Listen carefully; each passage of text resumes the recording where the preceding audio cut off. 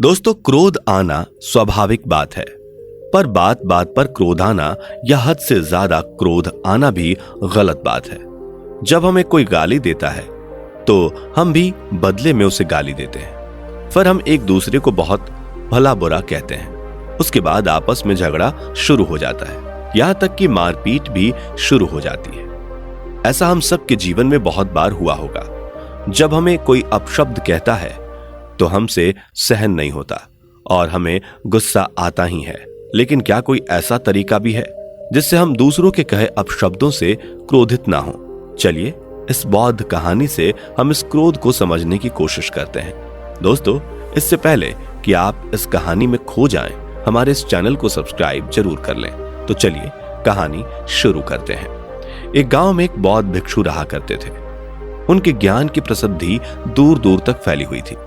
बहुत से लोग अपनी समस्याओं का समाधान करवाने के लिए उनके पास आया करते थे। लोगों को उनके पास आना और उनसे ज्ञान लेना काफी पसंद था। बौद्ध भिक्षु रोज सुबह घूमने जाया करते थे। ऐसे ही एक दिन वो प्रातःकाल अपने एक शिष्य के साथ घूमने निकले थे कि तभी रास्ते में अचानक कहीं से एक आदमी बौद्ध भिक्षु के पास आकर उन्हें भला बुरा कहने लगा और उनका बहुत अपमान करने लगा। वो आदमी बौद्ध भिक्षु को कई अपशब्द सुनाता है, लेकिन बौद्ध भिक्षु ने उस आदमी की किसी बात का कोई जवाब नहीं दिया। इसके विपरीत वो उस आदमी की बात पर क्रोध न करके मुस्कुराने लगे और अपने शिष्य के साथ आगे बढ़ने लगे। ऐसी स्थिति में अक्सर लोग अपने विरोधी की जब ऐसी प्रतिक्रिया देखते हैं तो उन्हें और ज्यादा क्रोध आ जाता है। वो उन्हें उकसाने के लिए कुछ भी करते हैं। बौद्ध भिक्षु को इस तरह मुस्कुराते देखकर उस आदमी ने भी ऐसा ही किया और वह ज्यादा ही क्रोधित हो गया और उन्हें और अधिक अपमानजनक शब्द कहने लगा। यहां तक कि उस आदमी ने बौद्ध भिक्षु के पूर्वजों को भी अपमानित किया, उन्हें भी अपशब्द कहा और उनमें भी खामियां निकाली।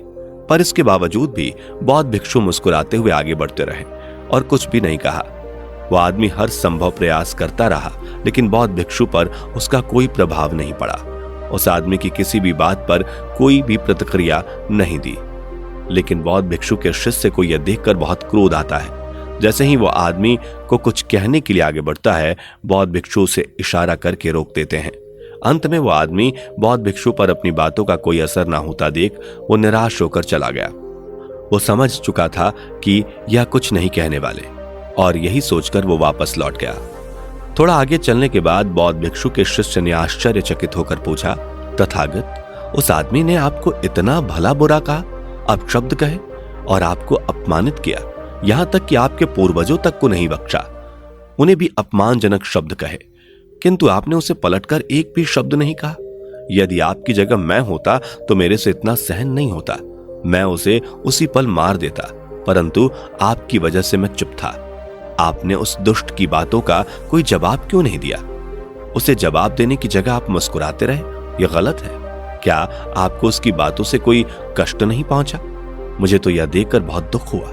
मैं उस दुष्ट के हर एक अपशब्द का जवाब उसी की भाषा में देता। मुझे तो अभी भी उस पर बेहद क्रोध आ रहा है, परंतु आपके कारण मैं उसे कुछ नहीं कह सका। लेकिन आपको तो कुछ कहना था, आप क्यों मौन थे? अपने शिष्य की बात सुनकर बौद्ध भिक्षु ने तब भी कुछ नहीं कहा और उसे अपने पीछे आने को कहते हुए आगे बढ़ गए। शिष्य को कुछ समझ नहीं आया कि वो क्या कर रहे हैं। वो मन ही मन क्रोधित था और दुखी भी, पर वो चुपचाप गुरु के पीछे चलता गया।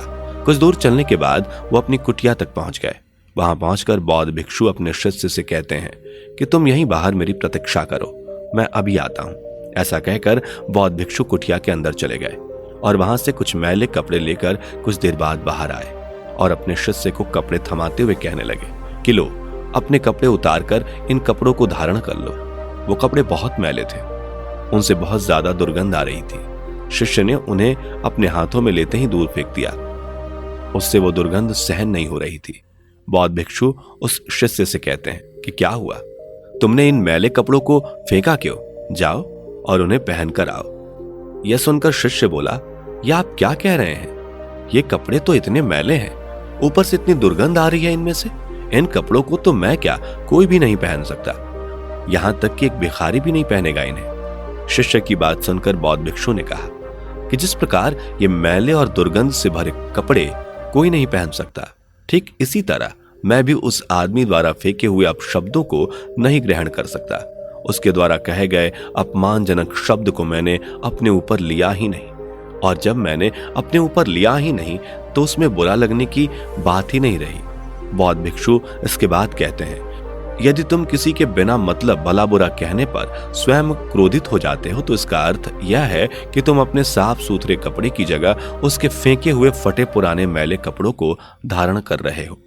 उसकी यह बातें तुम्हें हद से ज्यादा प्रभावित करेंगी, जबकि तुम उनकी बातों पर कोई ध्यान नहीं दोगे और आगे बढ़ते जाओगे तो कोई तुम्हें क्रोध नहीं दिला सकेगा और ना ही तुम्हारे मार्ग को कोई प्रभावित कर सकेगा।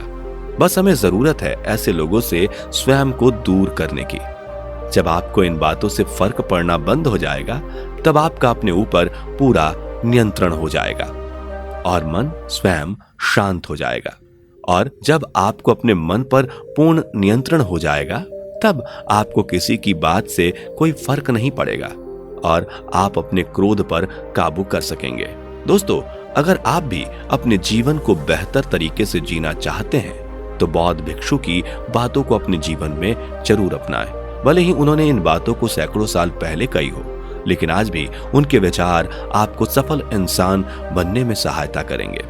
आपको यह कहानी कैसी लगी कमेंट करके जरूर बताएं और इसी तरह की और भी ज्ञानवर्धक कहानियां सुनने के लिए इस चैनल को सब्सक्राइब और फेसबुक पेज को फॉलो जरूर करें।